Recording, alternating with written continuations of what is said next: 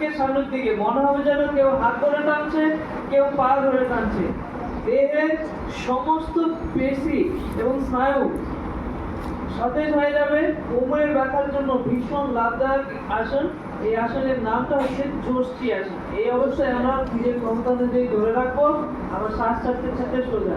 প্রত্যেকবার দীর্ঘ শ্বাস নিয়ে টান টান করে ধরবো, হাত হাতের দিকে ফেলবো, পাকে পায়ের দিকে ফেলবো এবং কিছুক্ষণ ধরে রাখার পরে শ্বাস স্বাভাবিক করে আগের অবস্থায় আসবো। একইভাবে আমরা মিনিমাম এই আসনটি 3 থেকে 4 বার অভ্যাস করবো। এরপরে আমরা করবো কোটি উত্থান আসন। পা দুটোকে আমরা হিপের কাছে নিয়ে আসবো, জোড়া অবস্থায়, হাত শরীরের পাশে থাকবে, কোমর, পায়ের পাতা, কাঁধ, মাথা মাটিতে থাকবে। শ্বাস নিতে নিতে আমরা কি করব, বুক এবং পেটকে উপরের দিকে ওঠানোর চেষ্টা করব, একটা শরীরটা কার্ভ হয়ে যাবে। দেখুন, শ্বাস নিতে নিতে আমি তুললাম, বুক এবং পেটটাকে উপরের দিকে তুলছি, আমার পিঠের নিচে হালকা গ্যাপ হয়ে যাচ্ছে। এই ধনুকের মতো শরীরটা এই অবস্থায় পেট হয়ে যাবে। কিছুক্ষণ হোল্ড করে ধরবো, আবার ধীরে ধীরে আমি আগের অবস্থায় আসবো। একইভাবে এই আসনটিও আমরা 3-4 বার অভ্যাস করবো। কোমর ব্যথার জন্য ভীষণ লাভদায়ক আসন, কোটি উত্থান আসন। এরপরে আমরা যেটা করবো, স্কন্ধন আসন। হাত দিয়ে দুই পাকে আমরা গোড়ালিকে ধরার চেষ্টা করব। যদি আমরা না ধরতে পারি,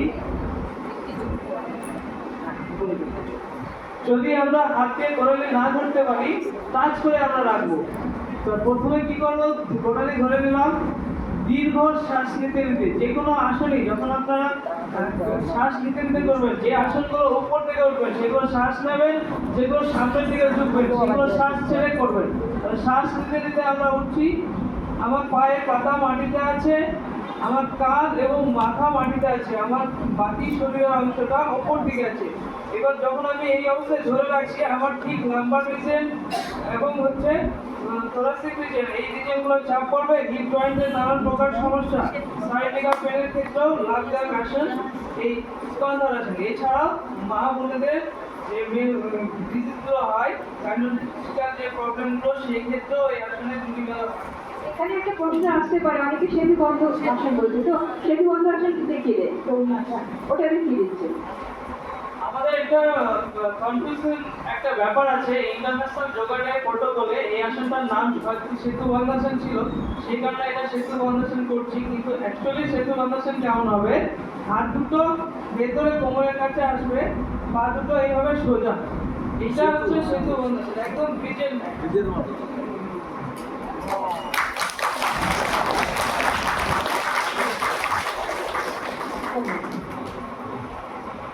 এবার আমরা আসবো, তখন আমি বলছিলাম গ্যাস অ্যাসিডিটির জন্য, তো সেই ক্ষেত্রেও বা সাইটিকা পেন, কোমরের ব্যথা দুটোই হয়ে যাবে চিত হয়ে শুয়ে পবন মুক্তাসন। আমরা যাদের অসুবিধা আছে, কোমরের যন্ত্রণা আছে বা হাঁটু ব্যথা আছে, সবগুলোই কভার করবে।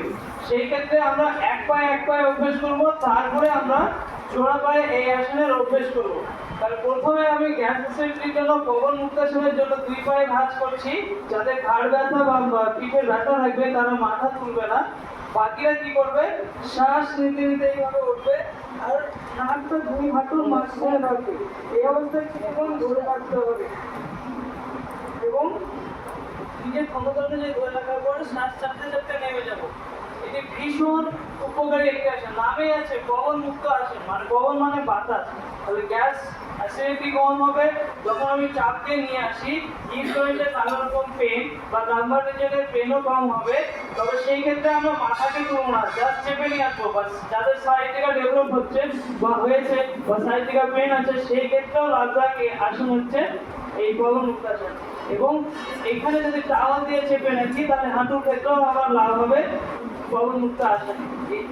এবার আমরা করব মর্কট আসন, কোমর ব্যথার জন্য চিত হয়ে শুয়ে মর্কট আসন। তো মর্কট আসনের 3টি পদ্ধতি আমি দেখাচ্ছি। প্রথম পদ্ধতি কি হবে, পা দুটোকে হিপের কাছে ভাঁজ করে নিয়ে আসলাম, হাত দুটোকে শরীরের 2 পাশে রাখবো, যদি শরীরের পাশে জায়গা না থাকে তখন আমরা হাতকে মাথার পেছনে এইভাবে রাখতে পারি।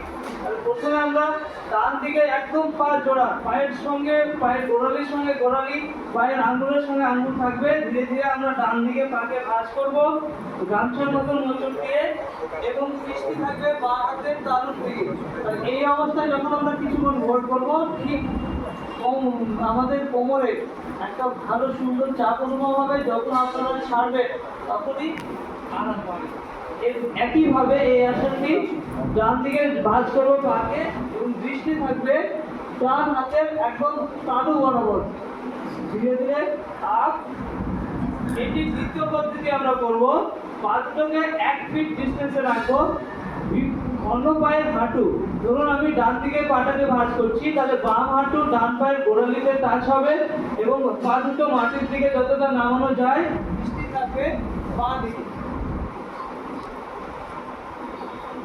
আমরা উঠে গেলাম।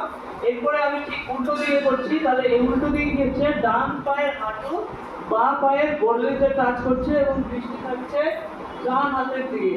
এটি হচ্ছে মর্কট আসনের দ্বিতীয় পদ্ধতি। এবার মর্কট আসনের তৃতীয় পদ্ধতি। পা দুটো সোজা থাকবে প্রথমে, ডান পাকে আমরা উপরে তুলবো, এবং ধীরে ধীরে ভাঁজ করে আমি ডান হাত দিয়ে ধরবো পাকে, আর দৃষ্টিটা থাকবে ডান হাতের তালুর দিকে।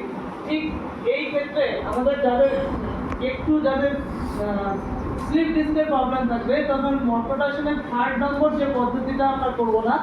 বাকি লাম্বার রিজনের পেন যাদের আছে তারা অবশ্যই এই মর্কট আসন করতে পারি আমরা। রিল্যাক্স। একইভাবে আমরা পাকে বাঁ হাত দিয়ে ধরবো, এবং দৃষ্টি থাকবে ডান দিকে। এইবার আমরা কুকুর হয়ে শুয়ে কোমর রাখার কিছু আসন করবো। একটু থাকা যাবে তো? কুকুর হয়ে শুয়ে কোমর ব্যথার সব থেকে বেস্ট আসন হচ্ছে ভুজঙ্গাসন। ভুজঙ্গাসনের 3টি পদ্ধতি আমরা করবো। প্রথম পদ্ধতি কি? হাত দুটো বুকের 2 পাশে থাকবে, পা জোড়া থাকবে। ভুজঙ্গ মানে সাপের কিন্তু দুটো লেজ থাকে না, লেজ থাকে একটাই। সেই ক্ষেত্রে পা দুটোকে জোড়া করবো, শ্বাস নিতে নিতে উঠবো। এই আমি আমার নাভি পর্যন্ত উঠলাম, হাতের কনুই দুটোকে পেটের সঙ্গে টাচ করলাম, এবং দৃষ্টি উপরের দিকে রাখছি। কিছুক্ষণ ধরে রাখবো, দেখবেন পিঠের উপরে একটা জ্বালা জ্বালা অনুভব হবে। তখন ভাববেন যে সঠিকভাবে আসনটি হচ্ছে। আবার যখন ছেড়ে দেবেন শ্বাস চাপতে চাপতে, দেখবেন পিঠে ভিক্স বা দেখা হলে যে ভলিনি স্প্রে বা আমাদের পতঞ্জলি ফিরাসেল স্প্রে লাগাই, সেই লাগালে যে আরামটা পাওয়া যায়, ভুজঙ্গাসন সেম একই আরাম আপনারা পাবেন। এই দ্বিতীয় পদ্ধতি, হাত দুটোকে আমরা ঠিক বাঁ হাতের উপর ডান হাত রাখছি, পা জোড়া থাকছে, পুরো শ্বাস নিতে নিতে একদম এলবোকে স্ট্রেট করে উঠবো, এবং ধীরে ধীরে চিন আপ করে উপর দিকে আমরা দেখবো। এই অবস্থায় যদি আমরা দীর্ঘ শ্বাস নাড়াচাড়া করি, তাহলে যাদের শ্বাসজনিত সমস্যা, শ্বাসকষ্ট আছে, সেই ক্ষেত্রেও লাভ হয়ে যাবে, শ্বাসকষ্ট দূর হয়ে যাবে। এবং আবার কিছুক্ষণ ধারণ করে শ্বাস চাপতে চাপতে আগের অবস্থায় আমরা ফিরে আসবো। এরপরে তৃতীয় পদ্ধতিতে কি করবো? এইখানে পাটা করবো, এবং হাত দুটো শরীর থেকে একটু দূরে রাখবো, পুরো শ্বাস নিতে নিতে সোজা উঠবো, একদম সোজা। চাপ দেবো 2 কাঁধে, আর ঠিক কোমরের এইখানে চাপ দিয়ে আস্তে আস্তে আমি ডান সাইড থেকে দেখবো বাঁ পায়ের গোড়ালি, এটা তৃতীয় ভুজঙ্গাসন। শ্বাস ধীরে ধীরে ছাড়বো, আবার শুয়ে পড়বো। এরপরে একইভাবে শ্বাস নিতে নিতে উঠলাম, একদম কাঁধের উপর জোর দিলাম। ধীরে ধীরে আমি বাঁ পাশ থেকে ফিরে ডান পায়ের গোড়ালিকে দেখবো, এবং শ্বাস সাথে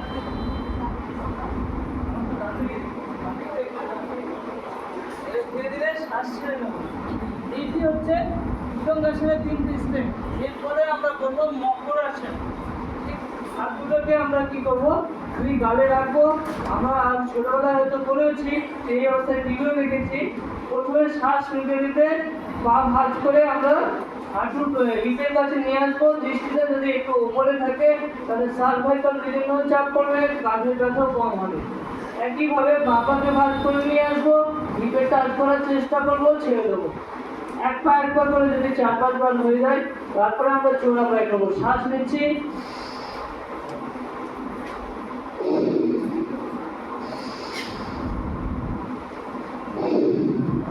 এটিও কোমর ব্যথার জন্য ভীষণ উপকারী একটি আসন। আর একটু বলে নেই এটা, যখন করোনার যখন অ্যাটাক করেছিল না, স্বামীজি কিন্তু মকরাসনে বলেছিল অনুলম্ব করার জন্য কিন্তু মকরাসন করেছিল। ওর কিন্তু হয়েছিল, ওর করোনা অ্যাটাক করেছিল, তখন বলছে যে দাদু আমার তো শ্বাস নিতে কষ্ট হচ্ছে। আমি বলছি তুই মকরাসনে বস, মকরাসনে থাক, কিন্তু অনুলম্ব কর। তারপর থেকে এই অনুলম্ব করলে কিন্তু শ্বাসকষ্ট যার রোগ আছে সেটাও কিন্তু দূর হবে। দেখিয়ে দিচ্ছেন কিভাবে অনুলম্ব করছে মকরাসন। শ্বাসপ্রশ্বাসের সমস্যার জন্য মকরাসন ভীষণ উপকারী আছে। শ্বাসজনিত বা হাই বিপিকে নিয়ন্ত্রণে রাখার জন্য মকরাসন আমরা যদি মকরাসন নিয়মিত অভ্যাস করি, শ্বাসজনিত সমস্যা যাদের আছে, শ্বাসকষ্ট বা হাই বিপির সমস্যা, সেই ক্ষেত্রে মকরাসন খুবই ভালো আছে। এই অবস্থায় আমরা প্রাণায়াম, অনুলোম বিলোম বা ভস্ত্রিকা দুটোই করতে হবে। কিভাবে করছি দেখুন।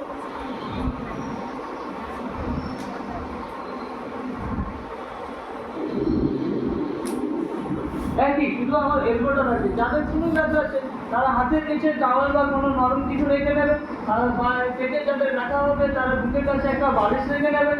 যেভাবে কমফোর্ট হয় ঠিক তেমনি করে এই আসনটা আমরা অভ্যাস করবো। চলুন এবার আমরা দুটো আসন করি। থাইরয়েড রোগ নিরাময়ের জন্য কিছু আসন দেখব।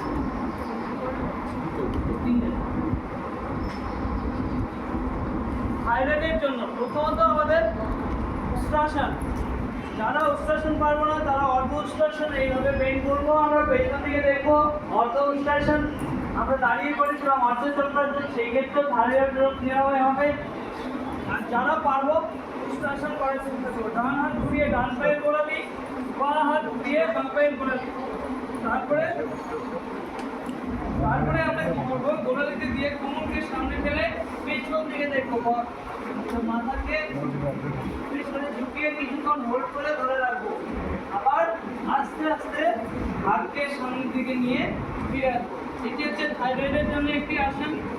এরপরে আমাদের থাইরয়েডের জন্য আরো দুটো গুরুত্বপূর্ণ আসন, যেটা শুয়ে করতে হবে। ভালো করে মনে রাখবেন বিষয়টা। প্রথমে চিত হয়ে শুয়ে পড়বো। চিত হয়ে শুয়ে আমরা করবো সর্বাঙ্গাসন। হাঁটুকে একটু সামান্য ভাঁজ করেও করতে পারি বা পা সোজা করেও আমরা তুলতে পারি, যার যেটা সুবিধা হবে তুলবেন। ধীরে ধীরে হাতকে কোমরে রাখবো এবং যতটা পারি পাকে একদম স্ট্রেট রাখবো। ওপর দিকে আমাদের পায়ের আঙুলগুলোকে ওপর দিকে আমরা রাখবো। কিছুক্ষণ ধীরে রাখার চেষ্টা করবো।